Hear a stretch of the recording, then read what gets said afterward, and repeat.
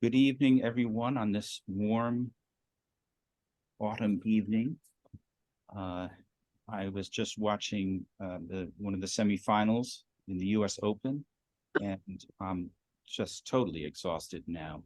I agree with you. I don't know about the players, but I'm exhausted. So my name is Richard Waring, and this is my umpteenth session of hosting the PoemWorks reading series, which began many years ago at Porter Square Books and is now rather firmly entrenched in being a Zoom reading series.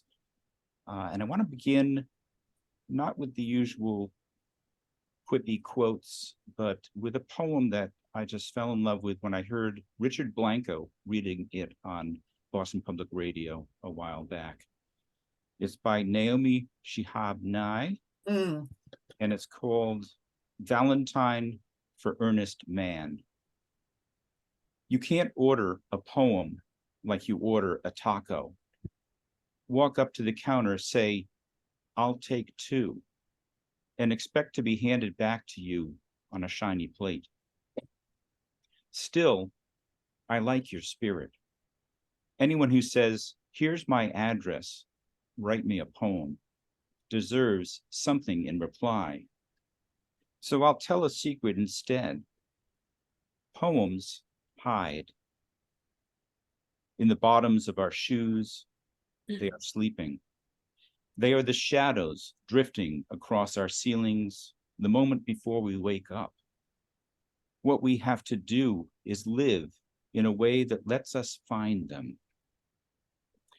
Once I knew a man who gave his wife 2 skunks for Valentine's. He couldn't understand why she was crying. I thought they had such beautiful eyes. And he was serious. He was a serious man who lived in a serious way. Nothing was ugly just because the world said so. He really liked those skunks. So he reinvented them as Valentines, and they became beautiful, at least to him. And the poems that had been hiding in the eyes of skunks for centuries crawled out and curled up at his feet. Maybe if we reinvent whatever our lives give us, we find poems. Check your garage, the odd sock in your drawer, the person you almost like, but not quite. And let me know. Who was that by? Naomi Right. Shihab Nye. Isn't that wonderful? Yes. Right. And what was the name of the poem? It's oddly enough, Valentine for Earnest Man. MANN. And it Or is as Barbara would say, you could also go to the refrigerator. yes, you could. Look for those poems wherever you can. So my poems that have appeared in Ars Medica, The Sun, Comstock Review, Sanctuary, Contact 2, the American Journal of Nursing, Journal of the American Medical Association, and elsewhere. My first book of poems, What Love Tells Me, was published by Word Poetry in 2016. I had a pet iguana named Iggy when other children had cute furry creatures. And I've heard some Iggy stories since then. I recently underwent a procedure to replace my failing aortic valve. I'm doing fine now. It's been incredible. I love modern medicine. I am a senior layout artist until the end of this year for the New England Journal of Medicine. So I'll start with this poem. It's called What I Didn't Learn in History Class, with an epitaph. You can't find gumbo in the South without rice. Rice, I learned, was not some brilliant discovery by a European colonist brought to America. Women of maroon, enslaved cargo in the Middle Passage, braided rice seeds into their hair, a defiant act of autonomy, even as they lost everything. They fed the plantation owners, even as they survived as runaways, commemorating their homeland by giving meaning to trauma, while I, an unsuspecting white boy in the suburbs, ate Uncle Ben's rice under the innocent maples of a quiet late afternoon, ignorant as a dime store flag on the 4th of July.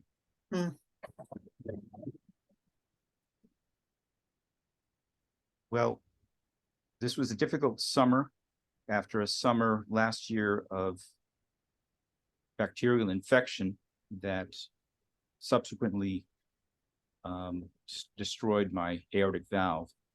And while I was in the hospital, I did what poets do when they look for things, to write about. Lord, give me some material. Oh, wait, please, Lord, a little less material. So this is a series called Hospital Haiku. They say I'm in heart failure, which means I can't sleep for fear I won't wake. Swap dream catcher for urine catcher, and you'll have my new life here. She enters my room, all friendly and full of smiles, ready to draw my blood. The needle goes in like a giant mosquito while I look away. My poor heart flutters to let me know that down deep, these are scary times. Morning brings a tray and a hello from room service. I love my breakfast. Visitors, do you know how much this means to me? Our life stories merge. I have the 9th floor to thank for the birds in flight I can look down on.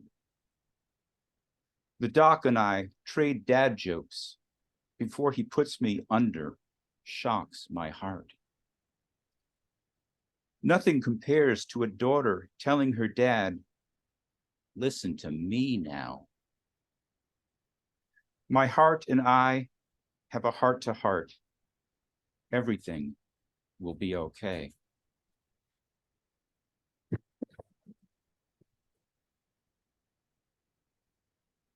Well, those were sort of the sonnets to Orpheus to my dueno elegies. This next series are called Hospital Suite.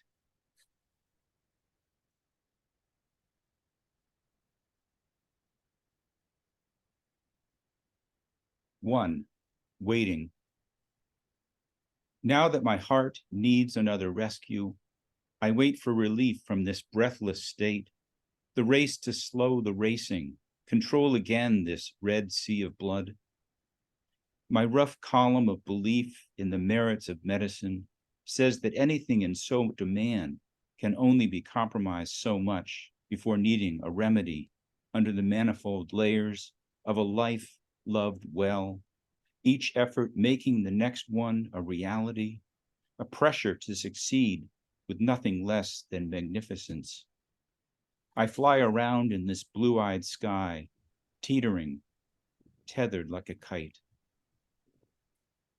2, if I do not return, let us say I loved you well, the earth a good place to gather with the permanence of stones, no friend like the present, and my belief in you, a monument to what yearning can aspire to. Let the moss say everything that has yet to be said, with a thirst that knows only the geography of desire. If I return to sender, it will be without spilling a drop of my affection, darling friend, for you and all your kind, here and hereafter. 3, when I come back, After the ether, everything had better be just as I left it.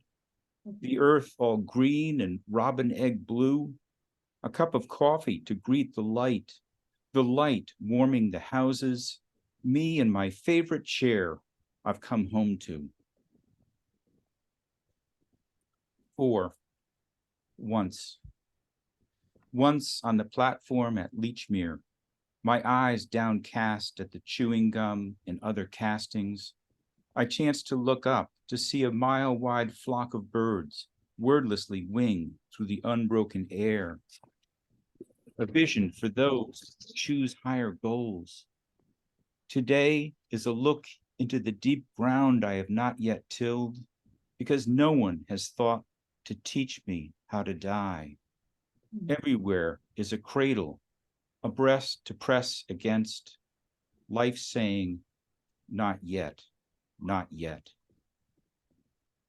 5. Your love. Your love is safe with me. I keep it in the heart of my heart, along with the words miraculous and everlasting. You never did let me go.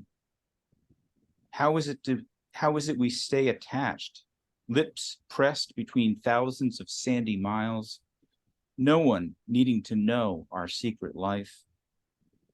Walt Whitman, himself a secret life giver, when asked if he believed in miracles, said, "Is there anything else?" 6. Heart failure.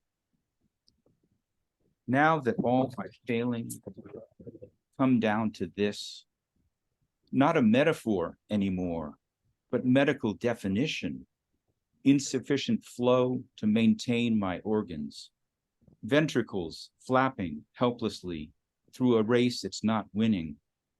I think again of Icarus, his jubilation at first flight, like a kid on a skateboard before the horrific crash, coming back down to earth, and that other failing, that backup plan after the great escape, knowing how to swim.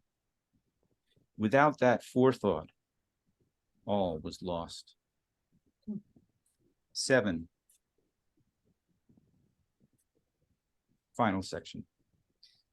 Reading these poems to my doctors. You who had breakfast, I may not be allowed. What is the possibility that charts and numbers are not the full equation that equals me? And the square root of a stanza is insufficient evidence that we are each starstruck with wonder. Nothing so much as a bowel movement escapes notice, much as I once let patterns speak for my children too young for any other language. Auscultate, palpitate, and we shall both listen for the echoes.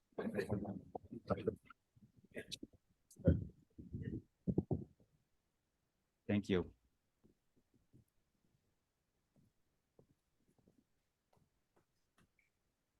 I have known death.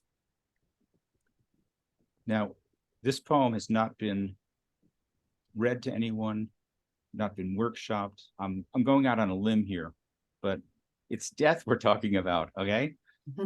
Take the risk. I have known death. I have known death. We went to the same school. We sit across from each other in a diner eating eggs. Our hair is parted the same way. When the lightning storm caught me in the park, death waited nearby. I held hands with death. I wore his pajamas one dark night. Whenever an emergency becomes articulate, death enters the fray. We sat next to each other in the concert hall, listening to Mahler's Ninth Symphony. No one knows our secret code, the stone cold truth of our pact. Death took one path, I took another. Death didn't stop for me. We'll see each other again. Death is an intimate I barely know. I don't have time for him. Whether he crosses the street or not is none of my business. I've got a new love, life. We've been there for each other all along.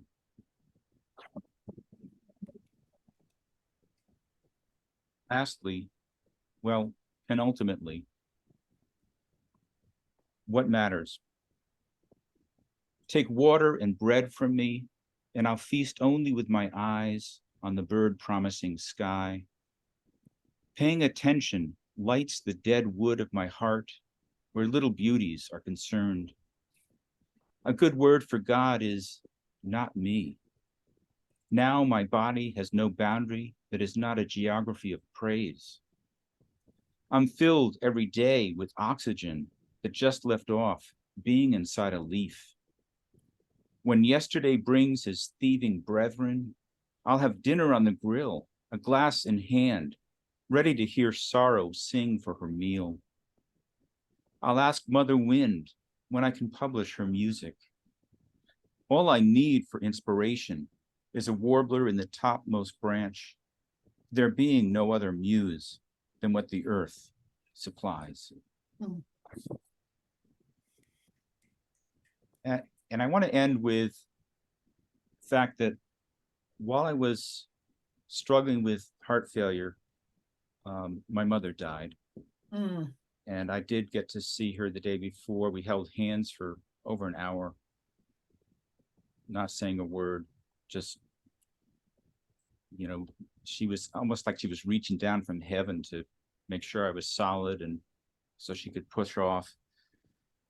So I haven't really reconciled with that in my poetry yet, but I did a poem by Mary Oliver.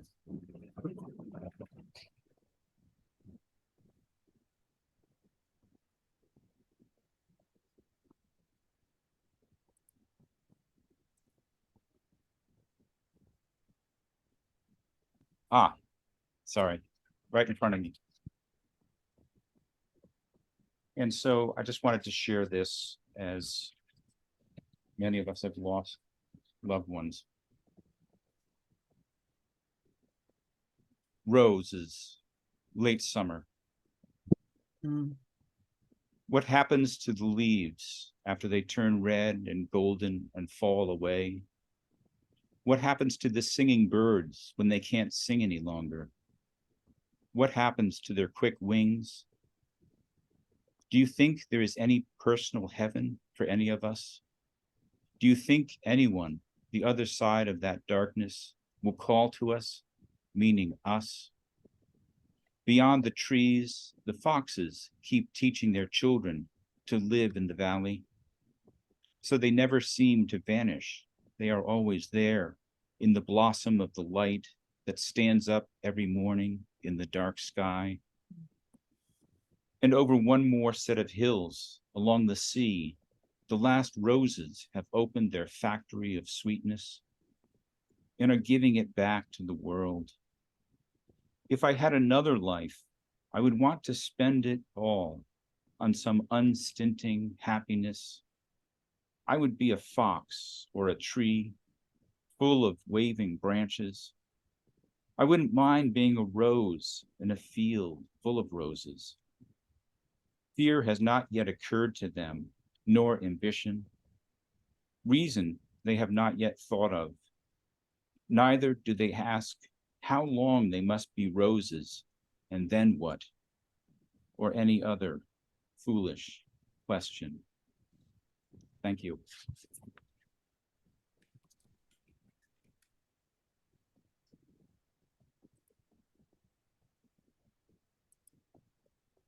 Hmm. So I'm very thrilled to be introducing Frances Donovan, who is the author of Arboretum in a Jar, published by Lily Poetry Review Books this year. Her chapbook, Mad Quick Hand of the Seashore, was a finalist for the Lambda Literary Award. Frances's poems have appeared in Lily Poetry Review, Solstice, Heavy Feather Review, Swim, and elsewhere. Her interviews of other poets can be found at the Rumpus and on her website, www.gardenofwords.com. Frances holds an MFA in poetry from Lesley University and is a certified poet educator with mass poetry. A poem of hers has been displayed at Boston City Hall. Frances's work deals with the themes of home, family, intergenerational trauma, and sexual and gender identity. She remembers fondly the summer of 1998 when she drove a bulldozer in a pride parade while wearing a buskirt. Please welcome Frances. Thank you, Richard. You're a tough act to follow, but I'm very glad to see you. And so many of the people who kind of saw me grow up as a poet around Barbara's table. So I'm going to read from Arboretum in the Jar, and then I'm going to read from a new series of poems that I've been reading. And the poems that I selected here, some of them you may recognize. They were at Barbara. A few of these poems were spent some time at Barbara's table. Rapunzel free of the tower, and the whole wilderness waiting. She never searches for the prince. Her hair grows back. She buzzes it again and again, the salty prickle of a freshly shorn scalp. Here's what she finds: 3 bats floating in the gloaming, insect bites, grocery cart dripping with weeds, 3 bright red berries against black branches and a crust of snow, a burning marsh, an island full of bird shit, an island full of flamboyant, a grassy bank by Route 9 where she teaches herself the tarot, sunlight rolling down a green slope to the Hudson, 2 toads croaking in the palm of her hand, lentils and rice with carrot sticks, a church full of pagans and atheists, Harvard yards frozen mud in January, it's in different trees, 3 cones from the hemlock tree, dirty and precious in her pocket, a feral cat who hides in her closet, a 3-decker in February, cold,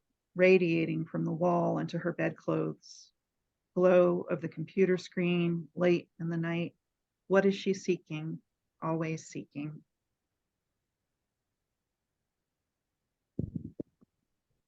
Dirt Princess. Longs for fingers in the mycelium, tiny excavations, piling grime beneath her nails. Barefoot, the concrete makes her mince, asphalt binds every garden in this city. She tips across the path with her pile of weeds, dirt-streaked face, fairy flecked. Dirt Princess must dig down.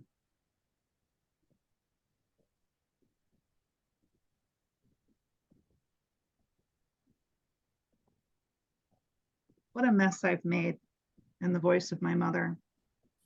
Fever makes it clear, the socks in the dishwasher, the bills due last Tuesday propped against the china in the hutch. I see the mess, but not how to make it neat, which my daughter always seemed to know. She could set a great pile of clutter to rights in an afternoon. Holidays, she would chase me from the kitchen, a paring knife in her hand, half an onion chopped on the board, and I knew the terrible burden had placed on her, but she'd closed up like an iris in late frost.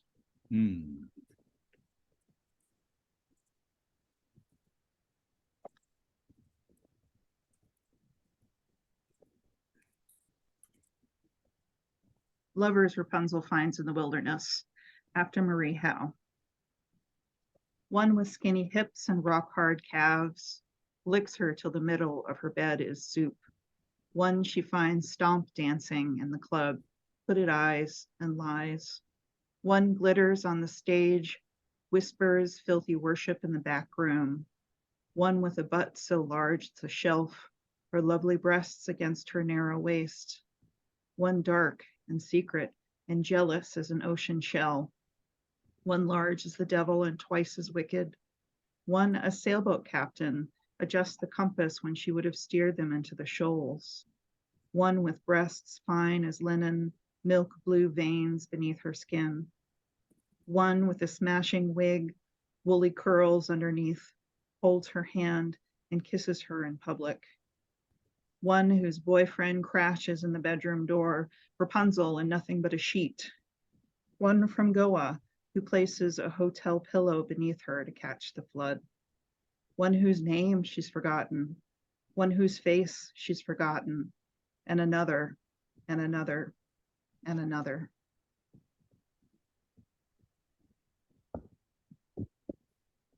Little princess becomes a girl, body rising about her like bread, not sure she likes the float the way the fat wraps or the grabs from boys, slick and queering slide the way it pushes her on to class.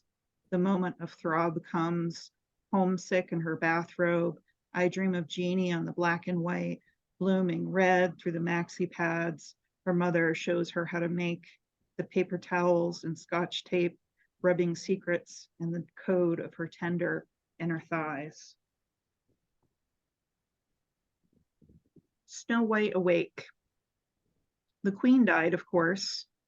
Here's her inheritance, colorful squares of paper, tiny doll heads, the beaded necklace, the trunks, the heavy furniture, the castle's forfeit. Free of the glass box, it's a complicated mess.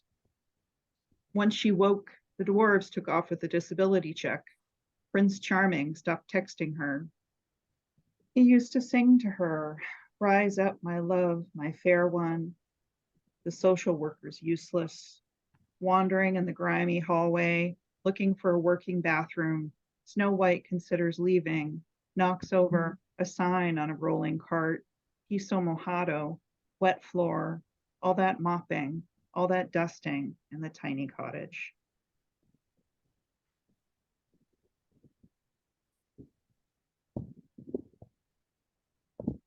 Dyke March. The red-haired woman is the sexiest, the dumpling-curved woman, the black woman with the high, round ass, the pale girl with the tattoos dancing to the punk rock band is the sexiest, the woman in the shirt the same color as her peach pink breasts, the woman with the thick framed glasses holding a sign that says, "Follow me to the tofu potluck," is the sexiest. Mm-hmm. How many times have I come here, imposter in my jack boots or sandals, bustier or leather jacket? In this immodest and unlikely air on the first Friday night in June is being a dyke about revolution or desire. Lying in the grass, I turn to kiss a woman, her skin like a lyre, her lips trembling birds, and the revolution disappears, and just 3 drops of rain fall from the summer sky.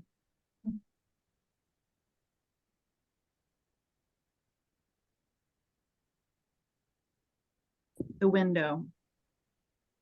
It knew her breath, that window in the old white Ford that carried them from California, that jumbled and frantic escape. One long exhale, a frost white sheen, her fingertips traced letters in the glass.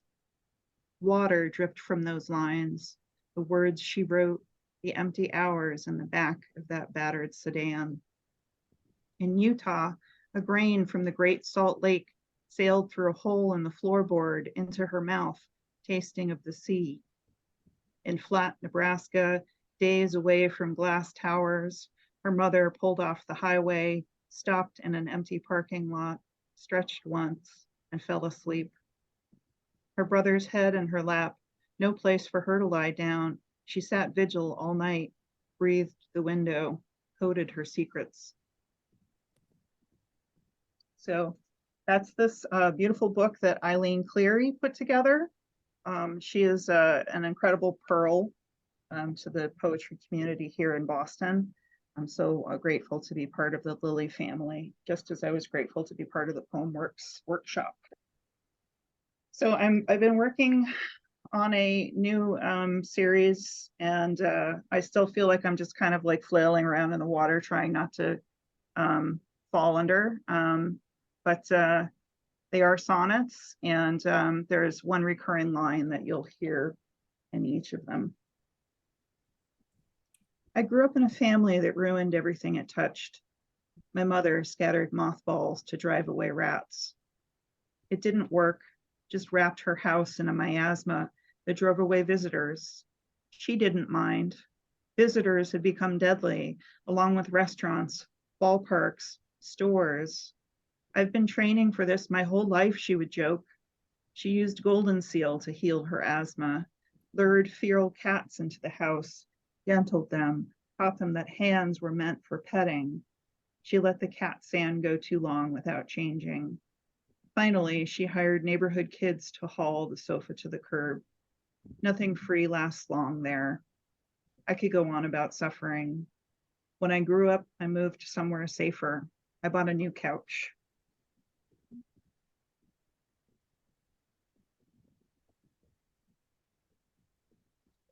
One Christmas, my sister-in-law I plucked sweet oranges from the trees in her side yard, dotted them with cloves, and hung them from the rafters of her new Eichler. Back then, the clear expanse of floor led to walls of windows, and the sun's yellow beams fell on their simple blue couch. Now the house is crammed with things my brother won't give up. Notebooks from college, paintings leaning 5 deep against the walls, a giant stuffed unicorn, a Japanese curio cabinet, its drawers stuffed with old receipts. In the atrium, the koi keep dying. I could go on about suffering, the wellspring of creation. An artist sculpted a copper fountain for them. It trickles in the pool where algae floats and nothing lives. Wildfires turn the sky orange. The redwoods burn black.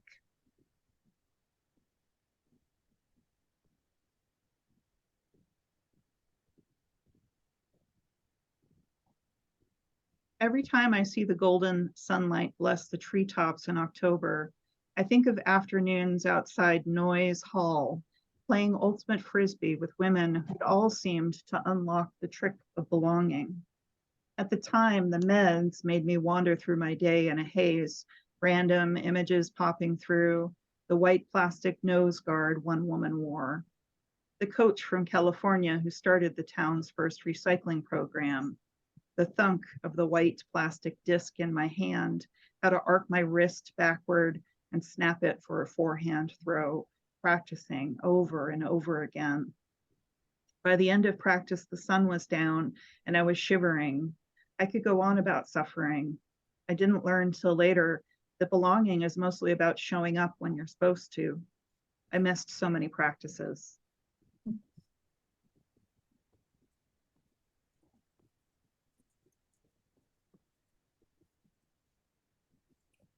This is your 2-poem warning. I can't use the word penultimate after Richard has claimed it, so you just use it so well. The Roomba whirs, it spins and spins in search of dust. I scramble to pick up the strings that foul its parts. I spin and spin in search of lost memories, the ones abandoned in Elsa's basement, the ones long turned to ash, the dress I wore to the winter formal, the shoes I learned to dance in, the first book I read all in one day, the paisley upholstery of the daybed at Aunt Margaret's house, the rain streaming down the double-paned windows. I never got the hang of Pinnacle. I was so young I couldn't read silently, had to sound out the words. There was no suffering then, none that I can remember. The suffering turned to ash and melted into soil. I read Mary Oliver, consider planting poppies in my garden.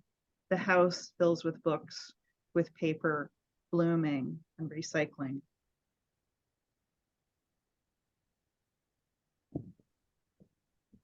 In the 70s, oranges came in frozen tubes. An orange sludge you'd mix with water, et voila. On the board at the New York Stock Exchange, FCOJ, a commodity like pig bellies, steel.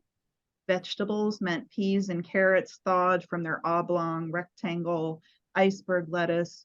Grown-up carrots you had to slice, and celery. Well, celery hasn't changed. Sometime between then and now, fresh squeezed became the fashion, pulp for extra realism. Sunshine comes with the orange, trickling its way into gray New England. I could go on about suffering. My friend at work sold us cases of grapefruit, Pangelos, navel oranges. They'd last a month in the crisper. Each morning, I'd split one with my partner, his precise knife strokes easing the flesh of the sections open apart. Thanks for listening. Wow, that was great. Thank you so much, Frances.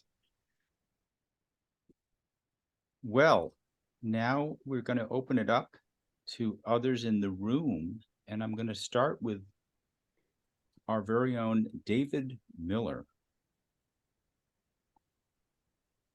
Thank you, Richard. Thanks, everyone. Yeah, Richard. Well, Frances, I always enjoy hearing what you have, and Richard, this is well. I won't blab. I really appreciate what you had to share with us. One thing about one little thing about this poem. There's a reference to rock.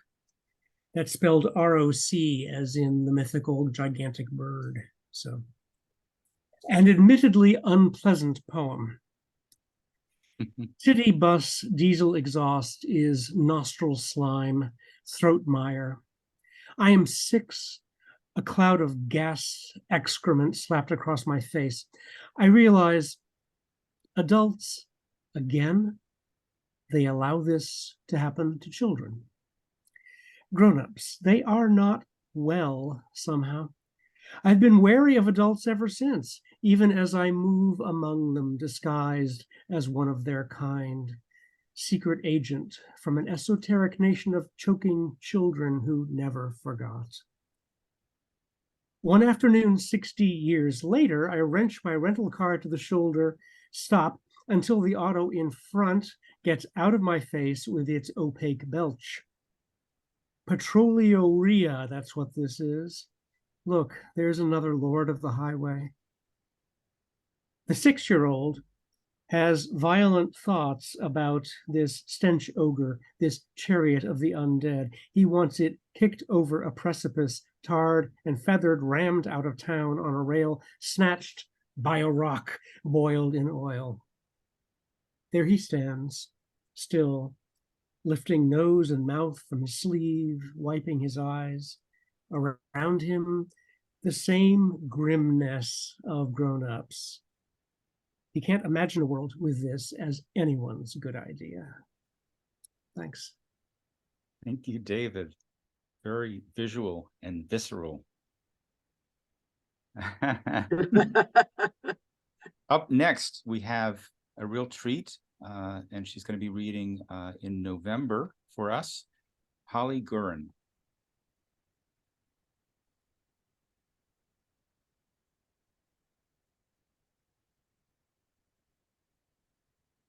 Okay, I'm unmuted. Good. Yeah, I'm excited. My book just arrived today. Lots of Wow, two fantastic. boxes full. I'm going to read Weeds. I am out in the crabgrass. Its green shoots spread thin fingers going to seed. I think of cow dung marking a meadow. Everyone says, just mow it, it's green. I have the neurotic urge to dig out each stubborn plant to rid the world of evil. Why don't we say neurotic anymore? Now it's disturbed or damaged. Now we have issues. Why do I salivate when I get the weeder in and feel it pulling down to the roots so I can triumphantly raise the whole damn plant and toss it into the barrel? I don't watch the news when I'm having my wine, which dulls the arthritis while I chop for dinner, and overhear what sounds neurotic.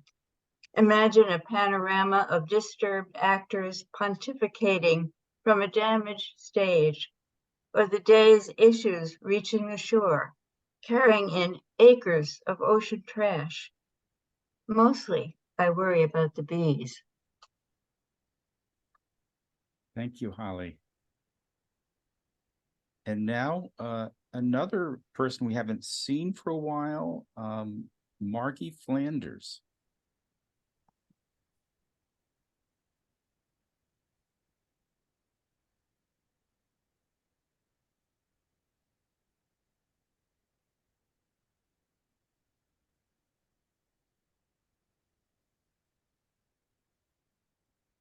Richard, maybe you can help Margie unmute.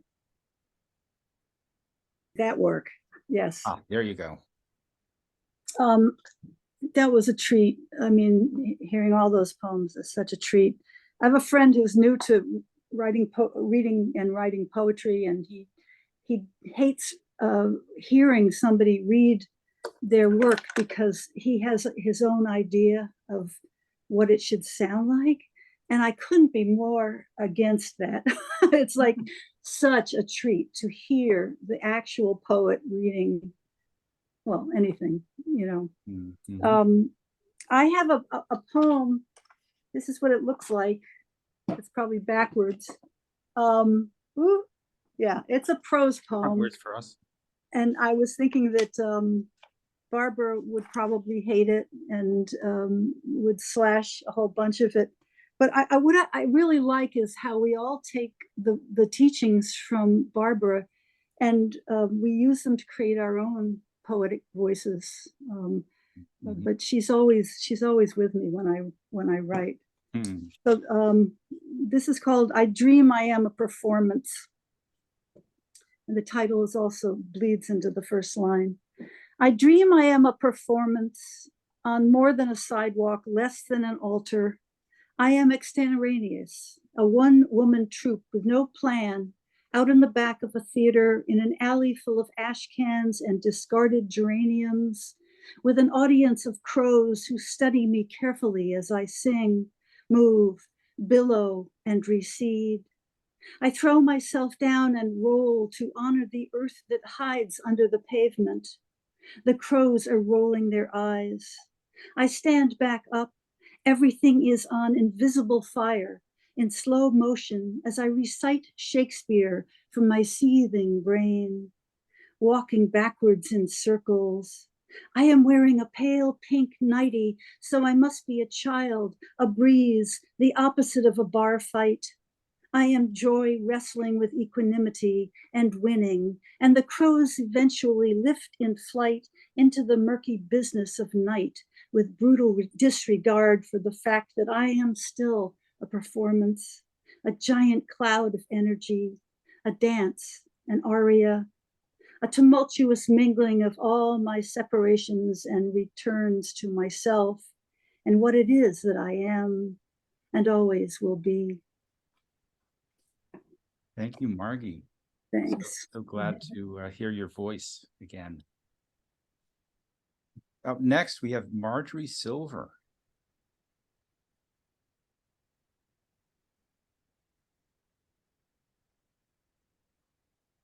For quite a while, I've been spending Friday night with the same group of friends, drinking wine and going out for dinner. And I decided that I really, really have missed the nourishment of poems. So I'm back. Excellent. I'm going to read two short poems, and I promise you, Richard, they did fit on one page. Okay. The first one is called Our Words. Our words are sand, gritting tears. Our words are honey, sweetening tongues. Our words are water, melting winter, soothing rough rocks in the early river. Our words karam, heart to heart, the distance from lip to ear, as far as old age and beyond.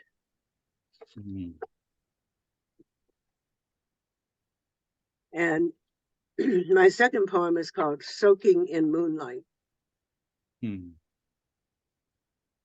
Two alone, shirts and shorts shed, we soak in moonlight on the rough wood of a hot tub's edge, on a deck above a silent meadow. In daylight, our ears welcome birdsong, the rustle of grass as a snake passes.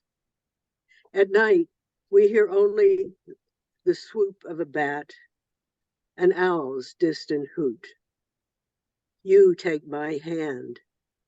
We slide into the moon-dyed water, warm-blooded fish, no scales, to armor us against the slippery invitation of each other's skin. Mm, Beautiful. mm, Thank What a you. gorgeous ending. mm. Up next, we have Margot Wizansky.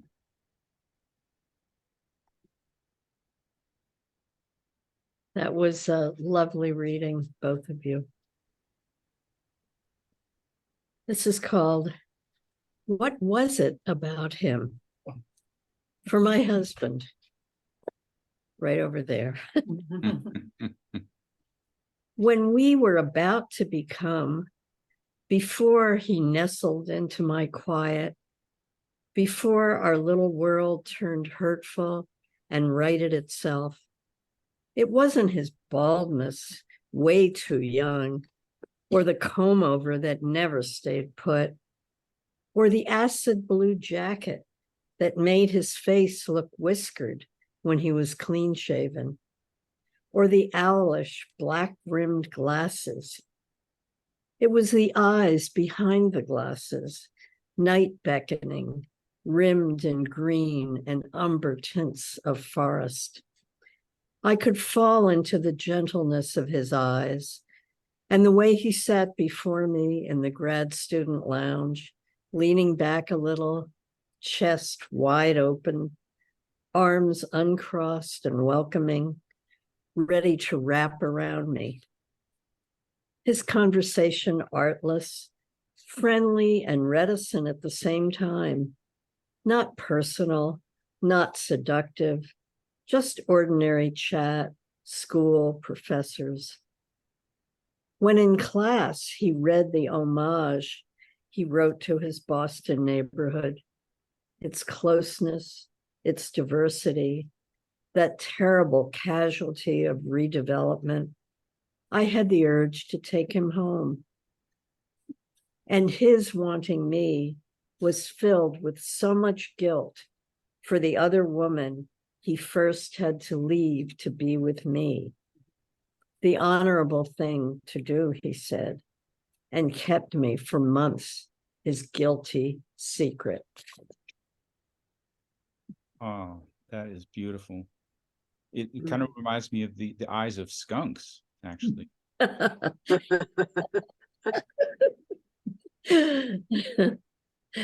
And next up, we've got Steve Nickman. Thanks, Richard. And thanks, Francis, for your work. It's wonderful. I was a Spanish major, and I've loved this little lyric since I was in college, 65 years. It was written by a 14th century admiral of the Spanish fleet. It's a dance lyric, and I've been trying to translate it for a while, and without much success, but it may work as a duplex. Peach tree. That peach tree has its own idea, leaves moving restless in the breeze, moved by the air or by the tree waving its branches, eager to bloom. It wants to bloom, show us its flowers, and now come see, they're on display. Come see, come close, see what this tree displays generously, each fragile flower a gift of petaled fragility, unfolding boldly, shamelessly. Boldly opening, shamelessly. Now fragrant fruit calls to be plucked. Savor the fragrance, gather the fruit. That peach tree had its own idea. Wow, that is gorgeous. Thank you, Steve. And now please welcome Kathy Whitham.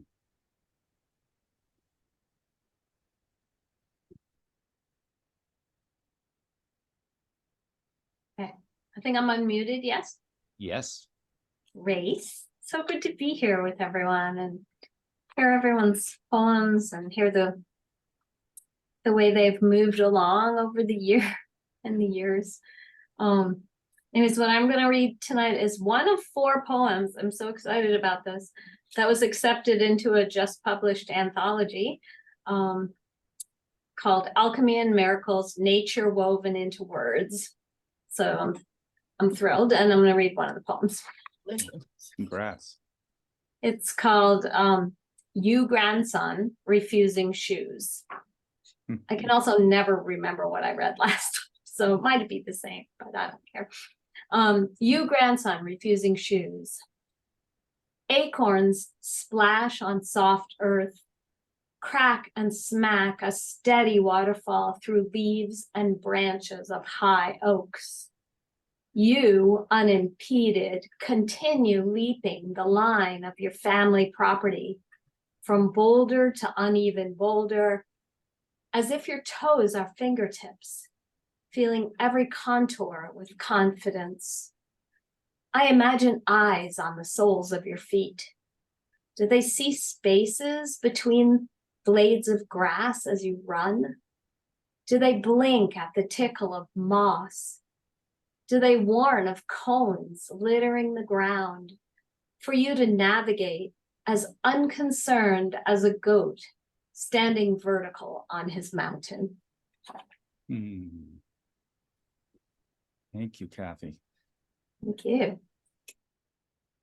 And now please welcome Deborah DeNicola.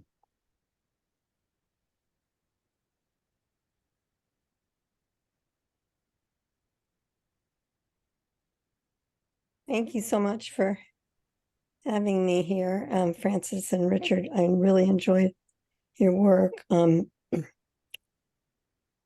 myself, it says. Am I unmuted? You're good. Okay.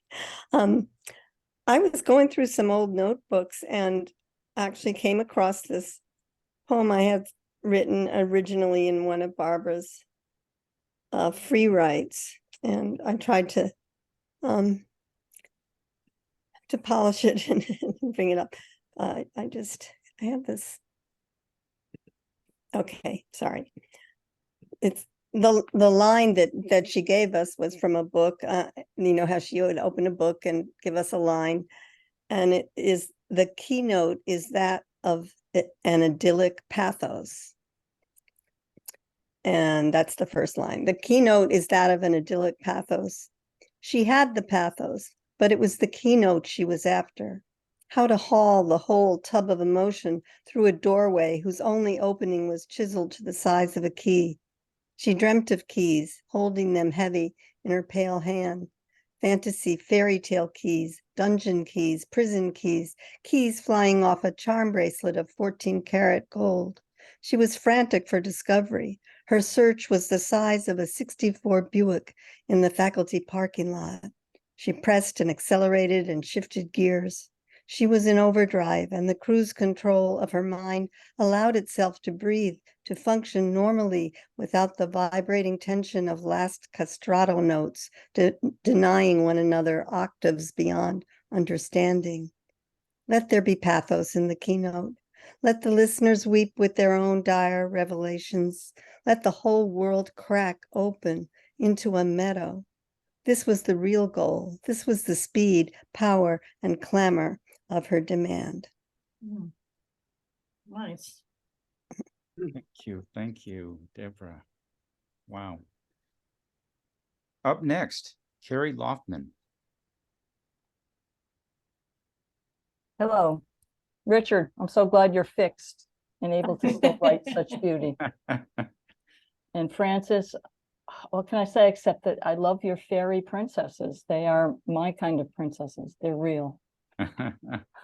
So my latest poem is a bit of a rant, and it probably tells me I watch too much TV sometimes, but there's been an ad going around about certain kind of deodorant that's just driven me crazy. So here is my ode to sweat.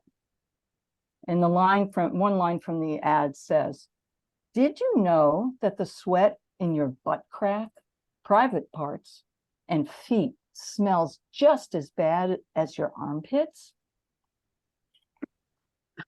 I know, but I do not care. In fact, I am insulted by the assault on women's bodies, this invention of a problem only solved by capitalistic greed. I cry foul. I honor work by the sweat of all brows and whatever body parts still work. Apocrine or ecrine makes no difference to me. I love the smell of my own sweat, the sweet, musky, slightly depraved threat it conveys to the world, a sticky frisson feathering my skin. I get high on thioalcohols and redemption when done with a run, sweat drizzling down my back and pooling in the crack without shame. I'm impressed that lactic acid burns, breaks down and sticks to walls. I miss my sodden karate gi, upright and holding its own weight in a warrior world of egos, focused, distilled, and spilled on the dojo floor. I like the feel of my lips teasing salt into a kiss of pheromone-fueled passion. Honey, I don't just glow, I sweat. Fantastic. Brings my mind back to the US Open, for sure. There's a lot of sweat there today. Oh, yeah. Good for them. Connemara, Wadsworth, you Yeah. are next. This is from my teaching days. Whoops. You're What's good. that You're little- good. Recess is delayed. Spring sun loosens a current. Classroom walls have closed in as recess's freedom is a dangling promise of no jackets and open field. Pods of 5 huddle for group work, heads down until hot words erupt. Okay, pig-headed fart face. Awaited silence. They look at me. Did she hear that? A few shoulders shake as if holding in unexploded laughter. I let the heft of stillness hang. Most look my way as I study the group. I ask, would it be okay if I called someone a pig-headed fart face? Some abashed, others laugh deliriously until confusion turns to quiet. I repeat my question. No answer in the pin drop hush. Nothing is funny now. My repeating the words is over. Their power, like their blushes, drains away. I don't want the who said what, the finding fault. At recess, I sit with the two, ask, what about your words? Did what you say invite a solution? Can you stand up for yourself without insulting another? Shoulders shrugged. At lunch, you must write what each of you could have said and give it to me. We'll talk later. Go play with your friends. They are half sprung, more than agreeable. The blurter asks, will you tell my parents? My reply, do you think I need to? Oh, wow. That is great. Reminds me of some of the names said to my son, little Sammy Poopyhead, for instance. Thank you, Connemara. Anytime. Up next, Jonathan Aibel.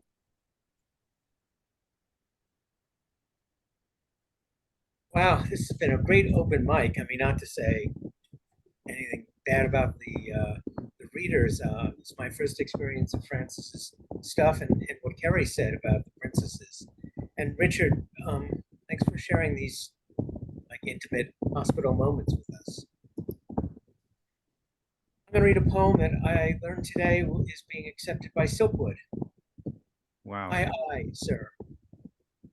As wide as the open sea, but cold the sound. And if it is clear, we might see Long Island from our mini fish, just big enough for 2 boys. The younger, me, holding the sail rope called the sheet. The older, Dan, holding the steering rod, tiller. He tells me he's the skipper and I his mate. On the salt water, free from parents, to go where we 2 dared. Trim the sail, Dan commands, as a wake rocks us on our starboard from a passing motorboat. Dan calls it a pink stop, explains it's stink pot spelled sideways. He always has words for everything, or makes stuff up. He knows how to keep his ship and crew in line. Thank you, Jonathan. And now our penultimate poet, Glenn Koenig. Hello. Am I okay. Oh, first of all, today is my birthday. I'm turning 73 today. Ah, happy birthday. This poem is something of a rant also. It came out of me in a collision between 2 things, one of which was the fact that here in Maynard, they're about to try to convince us to vote for a new elementary school that covers only grades K through 3, but will cost $83 million. And that, along with my memories of what happened to poetry in English class and how I had to kind of reclaim poetry for myself after that. So this is called English Class. And just so you know, I'm glad I know of it, but not glad I was judged by their interpretation, not mine. English Class. While thus in school, Shakespeare's works were not for my enjoy. What yearn for learning that I had, the classes did destroy. The lines of his, awkward as they were, twisted thus my brain, a fog upon it creeping. Vexed was I on testing day, my grades a lowly feeling. A use for it by now, a purpose I have none. Search and search have I, there is not a single one. So thankful today am I, our sentences not turned back. Today to speak this way would likely seem a hack. To the bard, a rest I urge to him be given. To students an option offered be, but forcibly not be driven. Humanities of more modern source, lessons all the same do have. Each child a choice allowed, I say, there's zest for life to save. Thank you. Thank you. Awesome. And now our ultimate poet reading for tonight, Wendy Drexler. Hi, everyone. What a great evening. Just seems especially rich. Yeah, Florence, it's just great to hear you read those poems in your own voice. I've loved your book and somehow just this is perfect fit between the voice and the poem. And Richard, you've just really cut so close to bone and I guess I should say blood in your poems. I'm sorry you've had that journey, but you've gotten some really good work out of it at least. Thank you. Yeah. On discovering a wolf spider carrying her spiderlings on her back. A quick jitter on the ground, the bulbous back pebbled with bumps, like a pin cushion, dark plumped with brown and tan pins. What? A toad? No, a wolf spider carrying her spiderlings, tightly furled, maybe just hatched, on her back. I won't call it love, but how carefully she must have carried the egg sac, teed high between her spinnerets to keep it from dragging on the ground. Mended tears, mouthed tiny holes in the silken globe to help her young hatch. Let them crawl on her back. How, without a web, she will travel and hunt, blanketed with baby spiders until they're sturdy enough to climb down. How differently I carried my own daughter and son, the snuggly, the sling, the baby backpack and stroller. How my mother carried me in her womb and her worry, primed by her previous miscarryings. There are so many ways to be held in this world. Maybe for the wolf spider, there's no time or need for love. So many babies who will, in a few days or weeks, be free of needing her. But I swear, seeing her there, she was more than a vehicle, her spiderlings more than mere cargo. That in her otherness, she was mothering those hundreds of eggs, mothering those 800 some tiny legs that will fumble out into the scattershot, scurry, and scramble. Thank you. Wow. What an evening. My God. This has been great. So good to be back together. And thank you for it being not the first Friday of the month as normal, but the second Friday of the month. That tricked some people up. We're going to have another trick next month because the first Friday of next month, I'm going to be at my 50th high school reunion. Yeah. Talk about subject matter. Oh my God.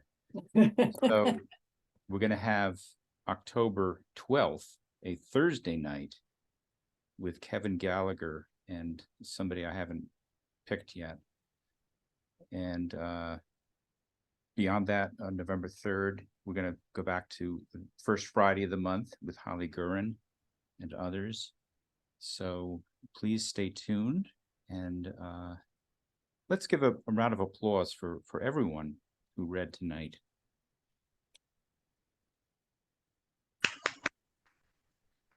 It's great to be at an open mic with so many really good poems. Absolutely, And absolutely. thanks everybody for your kind words. Any other thoughts as we come to the conclusion of our evening on this rather humid night of late summer warmth? Just a thanks to everyone again. Thank you. Yeah, thank you. Yeah, beautiful readings. Yeah. Although I do have a message for Steve. Steve, it works. It works. Your duplex works. Yes, yes. Thank you. Thank you so much. Thank you. I've been trying to write one for 2 years. Yay. All right. Bye guys, see you next month. Thank you very much. Thank Bye. you.